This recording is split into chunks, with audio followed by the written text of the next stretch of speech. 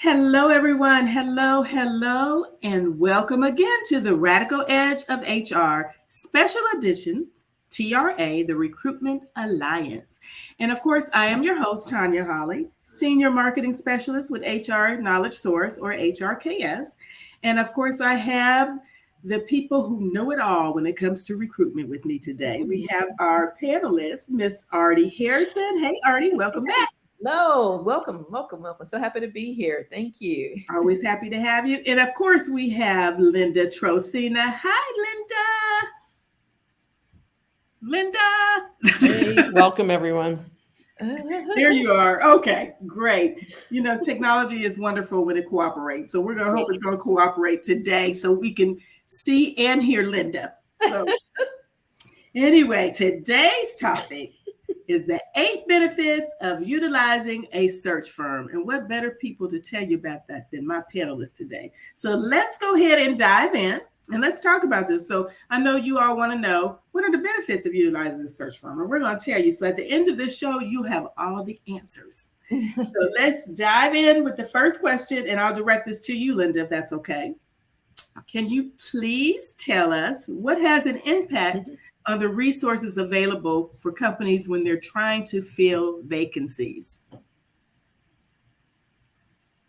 Linda, can you hear me? I would say probably the biggest impact is the fact that a lot of companies um, don't have the time or even the team in place to effectively recruit.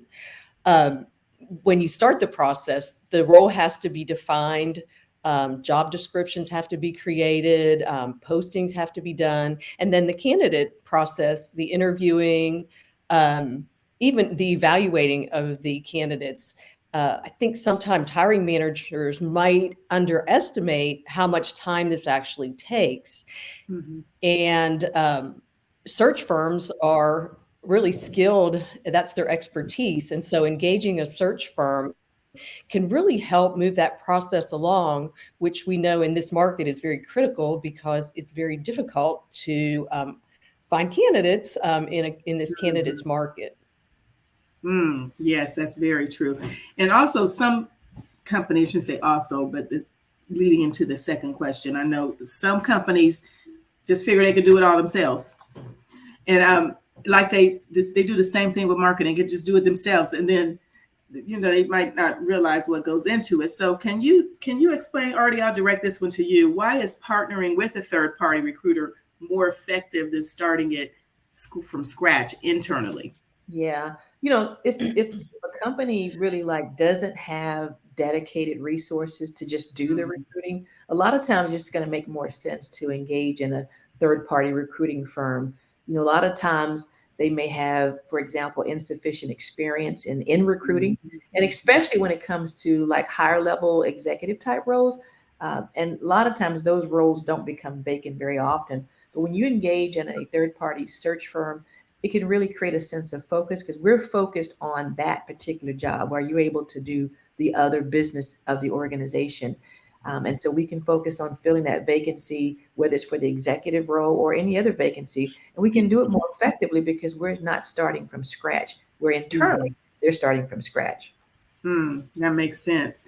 And as I was saying earlier, a lot of times they think they can handle it, Yeah. and they think they know what they're doing, Yeah. but you don't know what you don't know. Right. That's exactly right. Yeah, Exactly that right. was good. So, what are some situations where a third party recruiter becomes necessary for confidentiality reasons? And Linda, you want to take that one? Mhm.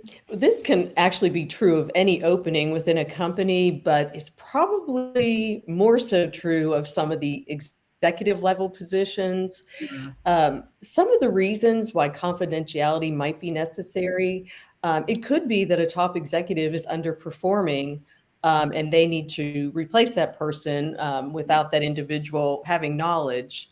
It could also be based upon maybe the organization is making some type of strategic move and they don't want a supplier, a vendor, or even their competition to be aware of the opening. Mhm. A third reason could be that maybe the company's making a change. They're going through an acquisition, they're doing an IPO.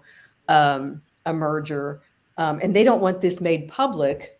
They don't want any changes until that happens, and they don't want it to be public until, that position is fully filled. And then a fourth reason really could be that the organization's making changes and they want to really manage that timing. They don't want to lose employees. They don't want people to panic and have turnover. And so they want to keep that confidence of the internal staff. And so they keep that search confidential. Okay. That's interesting. I don't think I would have thought of that, some of those things. Like, I want to recruit somebody to replace this person while they're still here. Right. Kind of sneaky. Yeah. I'm just saying. Okay. But it makes sense, though. It makes sense. That's a nice word of saying sneaky confidential. Okay. How can search firms help an organization define the job requirements to attract and hire top performers? That's a good question, because the market, it's an employees market, from what you all have told us in the past. So they're looking too. They're looking to see what they might be interested in. So the job description plays a big part. That was one of our previous shows. So Artie, you want to take that question? Yeah, you're right when you say that it's definitely a candidate's market, and we have been directly impacted by what that looks like. So a lot of times what we find is companies can actually make mistakes when they're trying to define like what the requirements really are for the role. And this can, I would say, probably particularly be true when the company's trying to hire for maybe like a new position or maybe a role that wasn't previously defined. So when they're trying to define a role, the hiring criteria and whatever is expected, it needs to make sense for the company. But it's also, Tanya, it has to make sense for the individuals that are seeking the role, those that feel like they're qualified for the role. People may want to, for example, advance their career. And since executive recruiters like TRA, we work across all companies.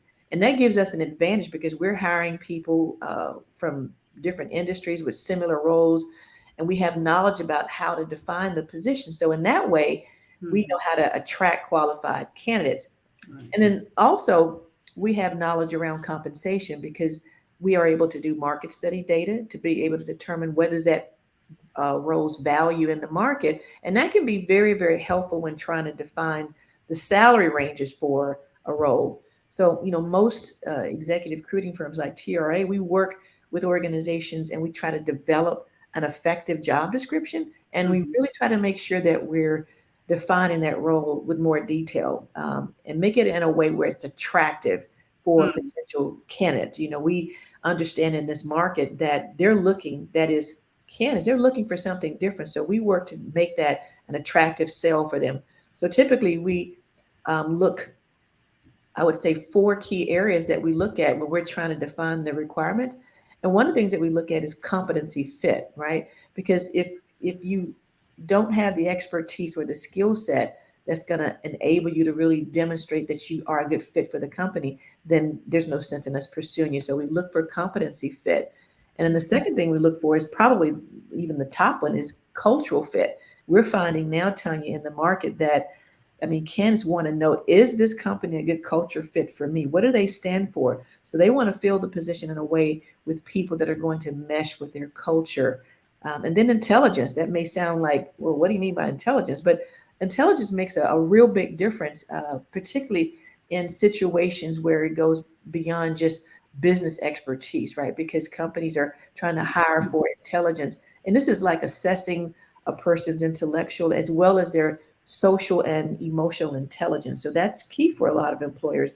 And I would say a fourth one, just to throw it in for funs and giggles, is just organization and job specific consideration. Things like the candidates want to know, what's the compensation? Is there a career runway? Is there a way for me to go beyond this role? What are the relationships like within the organization? Is there a willingness for the company to relocate me?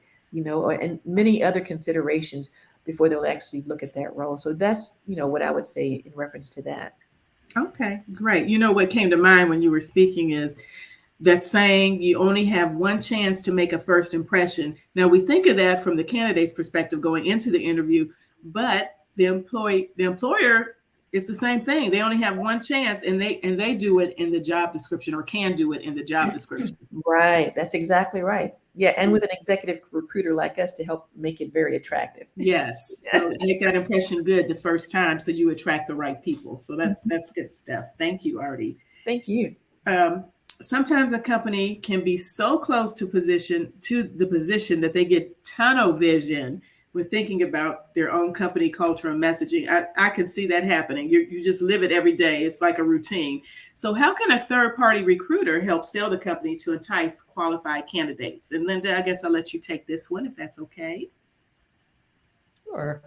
And you're right. If you're sitting in a company, you may get that tunnel vision where I guess you almost take for granted that people know your company, or you may not give the best description of your company. And one of the things that we do to identify culture is we have a kickoff meeting with each search, and that helps us to identify not only what are the skills needed, but tell us a little bit about your culture. What's exciting? What's the sizzle about your company? Because our organizations really aren't that effective at selling their organizations and enticing candidates. And as recruiters, we really sell both to the candidate and the client. And we're constantly interacting with those candidates and can give them a really good perspective of what that culture is. Sometimes companies forget that the best candidates out there are being, I guess, courted by many different companies, and they have to identify their culture to set themselves apart and really entice those people. We can provide really significant value throughout that process to kind of develop that rapport and trust with not only the client, but the candidate, to ensure the client that we're going to get them the best person for the job and the best person that fits that culture. That's right. Okay. Very good. Thank you. So, Artie, can you define a comprehensive search? What does that mean? And if companies do they recognize the full value of it? Can you explain that? Ooh, I feel like I'm in school. That was a big question. Ooh, okay. I know you can do it. You're going to ace it. Well, a lot of organizations, what they do understand is that sourcing a candidate, like that's the key value proposition for them when they come to a third party firm. They want us to find them and source for candidates. But what typically happens is they look at the value proposition of us actually sourcing for the candidate. They look at the quality and they look at the timing of the final candidates that we might present to them. But what they don't think about is, for example, what's the comprehensive efforts that we've gone through just to find that best candidate. So a lot of companies, they keep search internally. And when they do that, they may generate maybe a few good candidates. But what also happens is when they're doing it internally, they don't have the broad sense of the true value of how widespread an external search would actually become or be if we were doing it through a search firm. So to get, I guess, more passive candidates, which is what we call them, it really requires us to do a significant effort. So, for example, to be very effective at a comprehensive search, what we do is we target candidates that are qualified for that job. So passive candidates are ones that they're not necessarily out there applying really hard and really looking.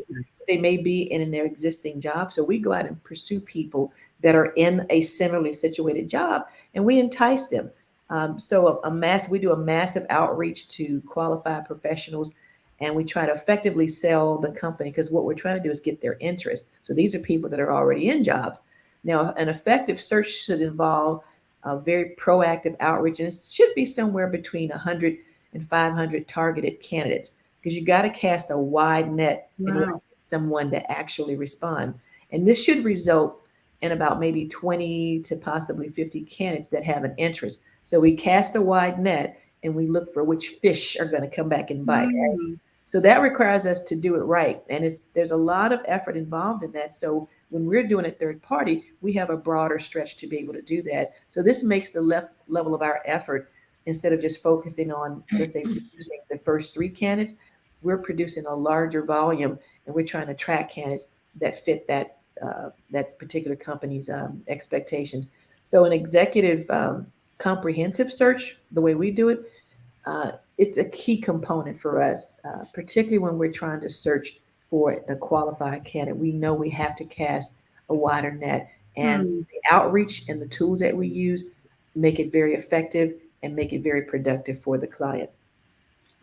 Artie, can you say those numbers one more time? You said cast a wide net. How many Yeah. average So, would that be? so an effective search should involve proactive outreach of between 100 and 500 targeted candidates, Wow. because you've got so many candidates that are on a constant search. So you've got to cast a wide net just to get at least 20 to 50 that are going to respond and Wow. show an interest. So that's why a lot of time is involved by the Yes. recruiters to be able just to get that final candidate. So as you can see, the client sees we got two great candidates, but we went through a whole lot just to get Yes. two. Yeah. Wow. I didn't realize the numbers were that large. Yes. That's what you do for that. That's very interesting. Yes. Is it, and what we used to say in marketing and sales specifically, the numbers game. You gotta talk to X amount of people to get what you want, the percentage of what you want. So it's the same thing, a quote unquote numbers game That's right. with that. That's Well said. very interesting. Thank you for that. Thank So, you. and I would imagine when filling these positions, companies look for candidates that are a great fit, cultural fit, competencies. How can a third party recruiter help the candidates with the evaluation process? And Linda, you want to go ahead with that one? Yeah, sure. Artie had previously mentioned that there are some areas that we really hone in on when we're identifying candidates, and it would be, cultural fits, the emotional intelligence, job-specific skills. Search firms can narrow that broad pool down to a smaller number of quality candidates. There are many organizations that maybe lack an approach to evaluating candidates. It can be that you have somebody evaluating a candidate that just goes by their gut, and that might work sometimes, but not everybody has that right gut feeling when they're evaluating. There might be multiple decision makers, and they all look differently at that hiring process and what they're looking for. So evaluating that fit of candidates for the role and the organization is really a critical piece of the value that we give to the clients. We had mentioned the kickoff calls that we have. We get very in-depth information that really helps us to hone in on the right candidates. One of the most common reasons for hires not being successful is that lack of a cultural fit. Third-party recruiters, executive search firms, we can provide an approach that ensures that we evaluate the candidates for a culture fit, and really add significant value to that evaluation process. Wow. Okay. So we've talked about, I would say, the intro process. Whether or not resources available, what they need to do as far as the company's perspective. We talked about the actual process. We've talked about finding the candidates and seeing if they're a cultural fit, and making sure the job description is correct, and trying to hook them, for lack of a better term. So we've done all of those things. We've talked about all those things. Let's talk about closing the deal now. How can a third-party recruiter facilitate this actual process of closing the deal? And Artie, I'm going to let you close it out with that one. Wow. I'd say this is probably the favorite part for both the client and for us, and that is closing the deal. So when companies engage with the executive search firm or the third-party recruiting firm, we do a lot to support the negotiation of the compensation and the benefits for that candidate. And that's a very valuable process. It's not the place that the client really wants to have to engage in, right? So what we typically do is we develop a strong relationship with these candidates. And so in doing so, we have a sense for not only what they're looking for in terms of a salary, what they are actually currently making. So it gives us a sense about how far we can, stretch the pendulum in terms of what their expectations are.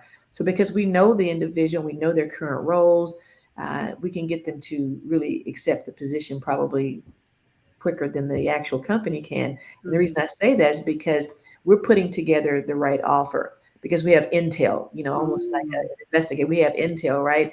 So we know about their internal constraints of the client. So if a client has shared with us, okay, this is our max, we can't go beyond that. Well, we know for us, if we can keep that candidate within a certain range and still get the client a valuable candidate, but not maximizing their budget, then it's a win-win for them as well. So we know the internal constraints of the company, and we also know the company's salary, and we know their benefit structure. So we can put together a really nice presentation package for that candidate. So when the candidate is considering trying to counter offer or maybe propose perhaps a different salary, then we can be that middle person, because we can help them to understand the areas that the counter offer might work and where it won't work. And this, what it does is it really allows the executive search firm to kind of steer the negotiations to a conclusion a lot quicker.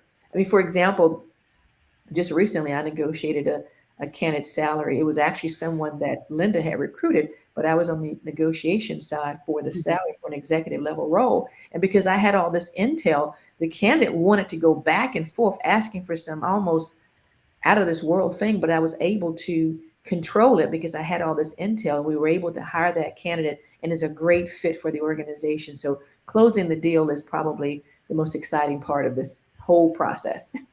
I'm sure, because mission accomplished. When you're done, you have two very happy people.